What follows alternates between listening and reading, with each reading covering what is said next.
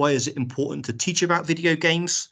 In this section of the book, this is really around, internet safety and responsible use, but extended to the domain of video games, not just to traditional use of computers or mobile phones.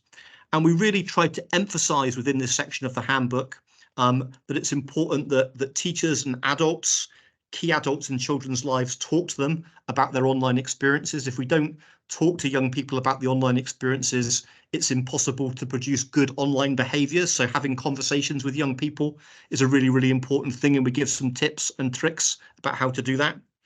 In this section, we also look at the evolution, of video games, and some of the advantages of that in terms of the immersive nature, but also some of the challenges that sometimes poses us, as education professionals as well, when we're working with children and young people. And finally, within this section, or the last two parts of this section, is that we've got an increased focus, as I mentioned, on inclusion and diversity within this section. And we've got a big section here around challenging the stereotypes of video games and talking about, some of the challenges that we have within the video games industry, that it tends to be sort of quite male dominated. And the cartoon that you can see on the screen now is one that we flag up in the resource, which is an excellent resource.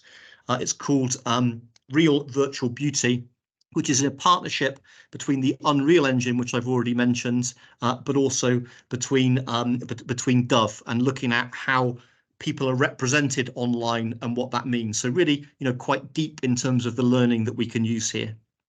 And the final part, within this section here is around PEGI and parent controls, which we think is incredibly important, both in terms of the age appropriateness of games that we'll be using in the classroom. And, throughout the handbook, we use some games that are appropriate for young children, some games that are appropriate for slightly older children. And it's important to look at the PEGI ratings to decide what to use.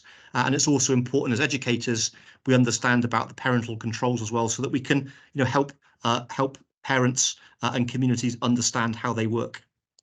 And very, very sort of finally, I suppose, is that littered throughout each of the sections, we've got further resources and stimulus to take you further around different sections, and some of these link back to the videos from this MOOC, or previous MOOCs, and some of it linked to further online reading.